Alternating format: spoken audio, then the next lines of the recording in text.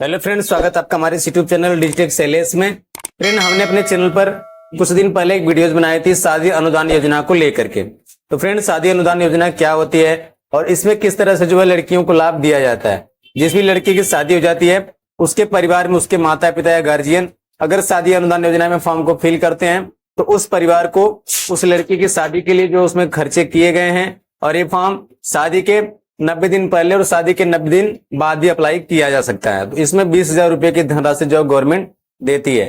तो हमने उस वीडियो में कंप्लीटली दिखाया था कि क्या क्या डॉक्यूमेंट लगेंगे और क्या क्या एलिजिबिलिटी होनी चाहिए। तो आज की इस वीडियो में फ्रेंड हम दिखाएंगे कि शादी अनुदान योजना का फॉर्म आप किस तरह से ऑनलाइन फिल कर सकते हैं अपने मोबाइल फोन के माध्यम से। तो चलिए वीडियो को शुरू करते हैं और आपको स्टेप बाय स्टेप दिखाते हैं। सो फ्रेंड, आप देख सकते हैं हम यहाँ पे इसकी ऑफिशियल साइट पर आ चुके हैं और यहाँ पे देखिए आपको शादी अनुदान योजना उत्तर प्रदेश। अब आपको अपनी कैटेगरी के हिसाब से इसमें फॉर्म को फिल करना होगा। जैसे कि देखिए, अन्य पिछड़ा वर्ग के लिए यहाँ से आप करेंगे, सामान्य वर्ग जनरल के लिए यहाँ से, अनुसूचित जाति, अनुसूचित जनजाति। तो आप जिस भी कैटेगरी से बिलोंग करते हैं आप उस वाले ऑप्शन पे जाके यहाँ पे देखेंगे आवेदन करने के लिए यहाँ क्लिक करें। तो आप अपनी कैटेगरी के हिसाब से आप जिस भी कैटेगरी से बिलोंग करते हैं उस वाले ऑप्शन पर क्लिक करेंगे। हमारा यहाँ पे देखिए ओबीसी है तो हम यहाँ पे अन्य पिछड़े वर्ग हेतु इस वाले ऑप्शन में आकर के यहाँ पे आवेदन करने के लिए यहाँ क्लिक करें। इस पर हम क्लिक करते हैं। आप इस पर जैसे क्लिक करेंगे अब यहाँ पे देखिए आपके सामने आवेदन करने के लिए सारी डिटेल आ जाएगी। जैसे कि यहाँ देखिए नया पंजीकरण, तो आपको सबसे पहले यहाँ पे अन्य पिछड़ा वर्ग श्रेणी आवेदन, आपको सिंपली इसी पर क्लिक करना है। इस पर क्लिक करने के बाद अब लड़की के माता या पिता जो भी है आवेदक उनका यहाँ पे आधार संख्या डाल के कैप्चा कोड फिल करके इस टर्म को एक्सेप्ट करेंगे और आधार वैलिडेट करने हेतु ओटीपी भेजें। इस पर हम क्लिक करेंगे तो इनके आधार से रजिस्टर्ड मोबाइल नंबर पर ओटीपी जाएगा। देन उसके बाद हम उस ओटीपी को फिल करके उसको फेच करेंगे। फ्रेंड, आप जैसे उस पर क्लिक करेंगे आप यहाँ पे देख सकते हैं यहाँ पे जो आपका रजिस्टर्ड मोबाइल नंबर होगा ये 4 डिजिट आ जाएगा। अब आप उस ओटीपी को यहाँ पे फिल करेंगे और इस कैप्चा कोड को यहाँ पे फिल करके वैलिडेट ओटीपी पर क्लिक करेंगे।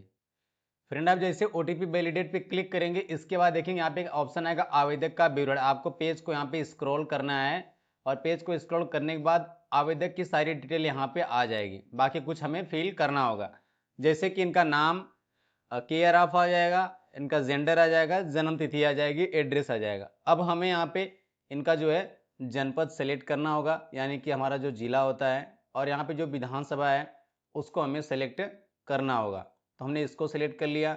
अब शहरी या ग्रामीण तो हम यहाँ पे अपना उसको सेलेक्ट करेंगे।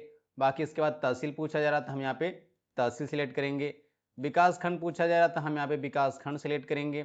अब ग्राम पंचायत पूछा जा रहा था, ग्राम पंचायत भी आप यहाँ पे सेलेक्ट कर लेंगे। फ्रेंड, आप जैसे सारी डिटेल फिल करने के बाद सुरक्षित करे पर क्लिक करेंगे तो यहाँ पे आप देखेंगे आपके सामने इस तरह से एक ऑप्शन आ जाएगा। यहाँ पे आपका रजिस्ट्रेशन सक्सेसफुली हो चुका है, ठीक ना। अब हम यहाँ पे फ्रेंड आपको रजिस्ट्रेशन सक्सेसफुली होने के बाद आपको लॉगिन करना होगा अपने अपने जो है आवेदन को पूर्ण करने के लिए। देखिए यहाँ पे हिंदी में लिखा है और यहाँ पे इंग्लिश में लिखा है। तो हम यहाँ पे देखिए इस वाले नंबर को अपने कॉपी कर लेंगे या फिर आपके मोबाइल नंबर पर भी मैसेज गया होगा। अब यहाँ पे अपना आवेदन पूर्ण करने के लिए लॉगिन करें। आपको सिंपली लॉगिन के बटन पर क्लिक करना है। फ्रेंड, हम जैसे ही लॉगिन के बटन पर क्लिक करेंगे हम देखेंगे यहाँ पे रजिस्ट्रेशन नंबर आ रहा है। तो हमने रजिस्ट्रेशन नंबर को कॉपी किया था, प्लस हमारे मोबाइल पर भी गया होगा।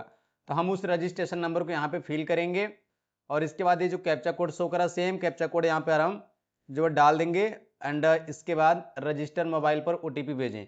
अगर रजिस्ट्रेशन संख्या आपके नंबर पे नहीं जाती तो आप यहाँ पे रजिस्ट्रेशन संख्या खोजे पे क्लिक करके अपनी सारी डिटेल फिल करके दोबारा से रजिस्ट्रेशन नंबर मंगा सकते हैं। तो हम यहाँ पे इस पर क्लिक करते हैं और फिर से हमारे इसी नंबर पर एक ओटीपी जाएगा। उस ओटीपी को हम यहाँ पर फिल करेंगे। देन उसके बाद लॉगिन के बटन पर क्लिक करेंगे। फ्रेंड, आप जैसे ही लॉगिन पर क्लिक करेंगे अभी हम देखेंगे हमने जो भी डिटेल फिल की थी वो सारी डिटेल यहाँ पर आ चुकी है। और यहाँ पे देखिए आवेदक का विवरण अभी हम फिल कर रहे हैं। इसके बाद पुत्री की केवाईसी डिटेल डालेंगे, वार्षिक आय डालेंगे, जाति प्रमाण पत्र डालेंगे, वर्ग का विवरण, बैंक का विवरण डालेंगे, फाइल अपलोड करेंगे, आवेदन का प्रीव्यू देखेंगे। तो इतने स्टेप में हमें फॉर्म को फिल करना है, ठीक ना। तो आप बस इसमें वीडियो में ध्यान से बने रहिए, हम स्टेप बाय स्टेप आपको पूरा दिखाएंगे कि आप किस तरह से इसको जो है फिल करेंगे। अब देखिए यहाँ पे सारी डिटेल आने के बाद हम यहाँ पे देखिए फैमिली आईडी पूछा जा रहा है। तो यहाँ पे फ्रेंड जिसका राशन कार्ड नहीं होता उसकी फैमिली आईडी बनाना होता है। तो जिसका राशन कार्ड है उसके यहाँ पे राशन कार्ड नंबर भी हम डाल सकते हैं, बट हम इसको छोड़ेंगे। यहाँ पे देखिए धर्म पूछा जा रहा था, हम हिंदू धर्म सेलेक्ट करेंगे। यदि आवेदक विधवा या विकलांग है तो हम यहाँ पे इसको विधवा सेलेक्ट कर लेंगे। हमारे केस में ऐसा है, आपके केस में जो भी होगा आप उसको सेलेक्ट कर लेंगे, ठीक ना। यहाँ पे विधवा का विवरण पूछा जा रहा है, तो यहाँ पे हम सिंपली टाइप कर देंगे विधवा, ठीक ना। और पुत्री के साथ आवेदक का संबंध क्या है, तो ये माता है, ठीक ना, पुत्री की माता है, तो यहाँ पे हम माता सेलेक्ट कर लेंगे। इसका पूछा रहा है क्या आवेदक द्वारा दूसरी पुत्री के लिए आवेदन किया जा रहा है, हाँ या नहीं। यदि हाँ है तो इस पर क्लिक करेंगे, तो हमारे में ऐसा कुछ नहीं, हम नो पे क्लिक कर देंगे। फिर से कैप्चा कोड हम फ्रेंड फिल करेंगे और इस कैप्चा कोड को फिल करने के बाद सुरक्षित करें हम आगे बढ़े पर क्लिक कर देंगे। हम फ्रेंड इस पे जैसे क्लिक करेंगे, देखिए नेक्स्ट स्टेप में पुत्री की केवाईसी डिटेल पूछा जा रहा था। यहाँ पे हम उनकी बेटी का जो है आधार संख्या डाल के कैप्चा कोड फिल करेंगे, इसको एक्सेप्ट करेंगे और आधार वैलिडेट करने हेतु ओटीपी भेजे, इस पर हम क्लिक कर देंगे। इसके बाद फ्रेंड देखिए यहाँ पे ओटीपी डालेंगे, हम इनका भी वेरीफाई कर देंगे और वैलिडेट ओटीपी पर हम क्लिक करेंगे, तो इनके आधार कार्ड से इनकी डिटेल आ जाएगी, यानी कि पुत्री की डिटेल आ जाएगी। अभी फ्रेंड आप जैसे वैलिडेट ओटीपी पे क्लिक करेंगे, अब यहाँ पे पुत्री के आधार कार्ड से उनकी सारी डिटेल यहाँ पे आ जाएगी। हम पेज को स्क्रॉल करेंगे और यहाँ पर हमें कुछ करना नहीं है, बस हमें सुरक्षित करे वाले ऑप्शन पर क्लिक कर देना है। इस पे क्लिक करने के बाद फ्रेंड अब देखिए उनकी जो माता या पिता जो आवेदन करने आए हैं, उनका आपको यहाँ पे आय प्रमाण पत्र का आवेदन संख्या और आय प्रमाण पत्र का क्रमांक संख्या डाल के कैप्चा कोड फिल करके आय जांचे पे क्लिक करेंगे। फ्रेंड आप जैसे आय जांचे पे क्लिक करेंगे, सर्टिफिकेट की सारी डिटेल यहाँ पर ऑटोमेटिक आ जाएगी, ठीक ना। किस डेट में जारी हुआ है, तहसील क्या है, डिस्ट्रिक्ट क्या है, नाम क्या है, सब कुछ। अब आपको यहाँ पे और यहाँ पे वार्षिक आय भी यहाँ पे देखिए 45,000 आ गया। और इस कैप्चा कोड को फिल करके अब सुरक्षित करें हम आगे बढ़े पर हम क्लिक करेंगे। अब फ्रेंड इसके बाद देखिए आवेदक का जो है जाति प्रमाण पत्र का नंबर यहाँ पे हम डालेंगे, उसका भी प्रमाण पत्र संख्या डालेंगे, कैप्चा कोड फिल करके उसी तरह से हम जाति को भी वेरीफाई करके सेव एंड नेक्स्ट पर क्लिक कर देंगे। इसी तरह से फ्रेंड हम देखेंगे हमारा जाति प्रमाण पत्र भी जो है वेरीफाई हो चुका है। अब फिर से हम इस जो नया कैप्चा आ रहा है यहाँ पे इस कैप्चा कोड को फिल करेंगे, देन उसके बाद फिर से हम सुरक्षित करें एवं आगे बढ़े पर क्लिक कर देंगे। अब देखिए हमारा यहाँ पे वर्ग का विवरण पूछा जा रहा है, यानी कि शादी कब हुई है। और ये फॉर्म जो है शादी के 3 महीने पहले और शादी के 3 महीने बाद भी फिल किया जाता है, यानी कि 90 दिन पहले फिल कर सकते हैं या फिर 90 दिन बाद कर सकते हैं। तो 90 दिन पहले भी आपको पता होगा शादी कब है या फिर शादी बीत चुकी है, तभी आप शादी का डेट यहाँ पर डालेंगे। तो हम यहाँ पे शादी का डेट फिल कर लेते हैं, जिस डेट में शादी हुई है ये मैंने डेट डाल दिया। आप देखिए वर्ग की जो है वर्षों में आयु पूछ रहा है, ठीक ना। और यहाँ पे वर्ग का नाम पूछ रहा है और वर्ग का पूरा पता पूछ रहा है। यहाँ पर फ्रेंड हम जो है वर्ग की आयु पूछा जा रहा है, तो यहाँ पे हम लड़के की डिटेल डालेंगे, लड़के की डिटेल वर्ष डालेंगे और यहाँ पे उसका नाम डालेंगे, उसका पूरा पता डालेंगे, ठीक ना। क्योंकि जो लड़की की डिटेल है पुत्री की यहाँ पे ऑटोमेटिक केवाईसी से वेरीफाई हो चुकी है। इसके बाद कैप्चा कोड को फिल करके सुरक्षित कर आगे बढ़े पर हम क्लिक। फ्रेंड पता फिल करने के बाद अब नेक्स्ट स्टेप हमारे सामने आएगा बैंक विवरण का। अब देखिए यहाँ पे जिस भी बैंक में उनका खाता है जो आवेदक हैं उस बैंक को सिलेक्ट करेंगे, बैंक का ब्रांच सिलेक्ट करेंगे, आईएफएससी कोड ऑटोमेटिक आ जाएगा। अगर नहीं आया तो आपको फिल कर लेना है। इसके बाद खाता संख्या डाल के कैप्चा कोड डाल के इसको भी हम सुरक्षित करके आगे बढ़े पर क्लिक कर देंगे। फ्रेंड अब इस पे जैसे क्लिक करेंगे, अब देखिए यहाँ पे फाइल अपलोड वाले ऑप्शन में हमें यहाँ पे पूछा जा रहा है क्या, शादी के सत्यापन का प्रमाण पत्र। तो हम यहाँ पे क्या करेंगे कि अगर आपके पास शादी का कार्ड होगा तो आप यहाँ पे शादी का कार्ड भी अपलोड कर सकते हैं। तो हम यहाँ पे शादी का कार्ड इसको सेलेक्ट करेंगे। अब अपलोड का ऑप्शन पूछा जा रहा है तो इस पर हम क्लिक करके शादी का कार्ड जो है अपलोड करेंगे, ठीक ना। और एक कैप्चा कोड डाल के यहाँ पे चूज करेंगे, कैप्चा कोड डालेंगे, अपलोड पे क्लिक कर देंगे।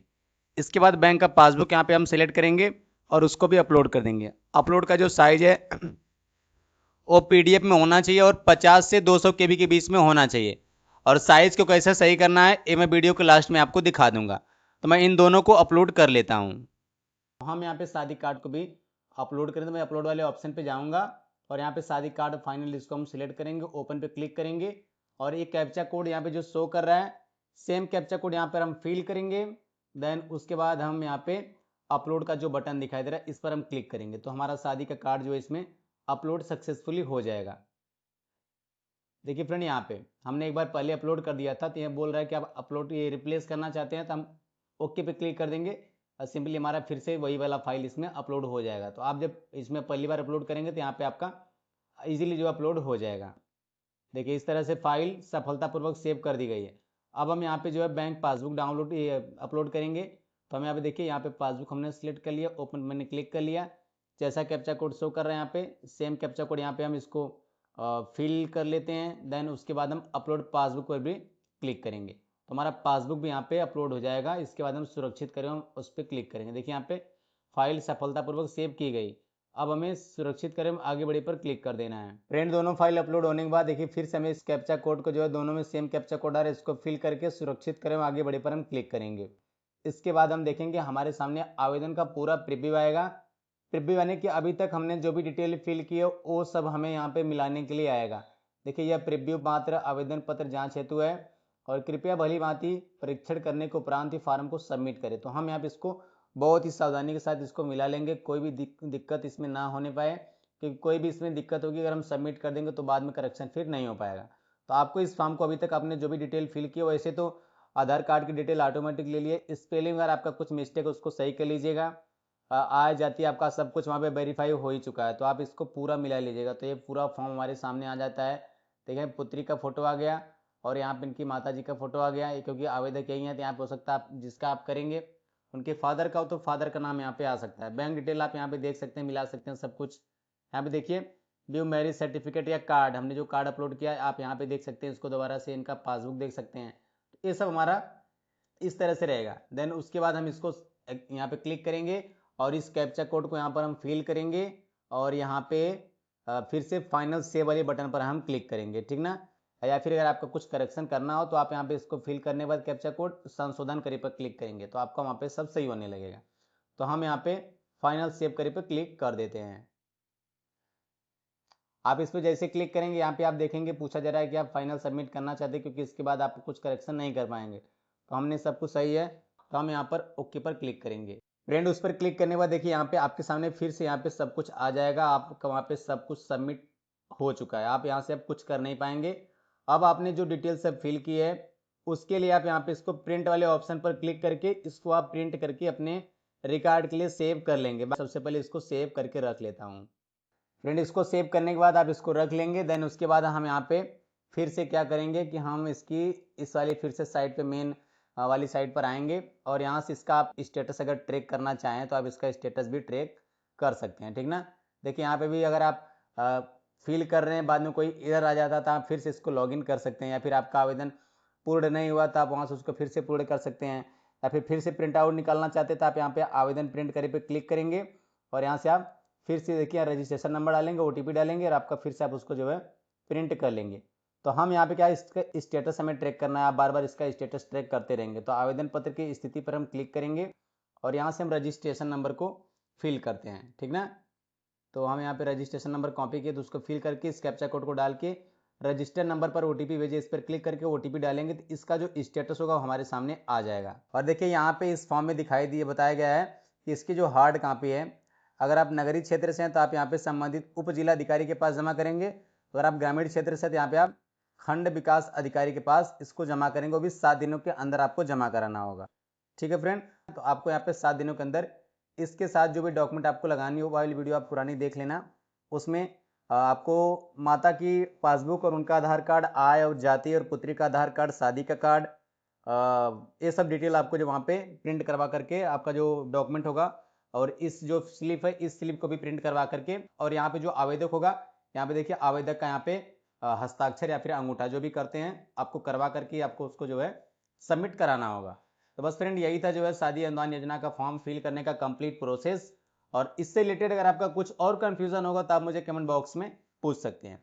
सो आशा करते हैं वीडियो आपको काफ़ी हेल्पफुल लगा होगा।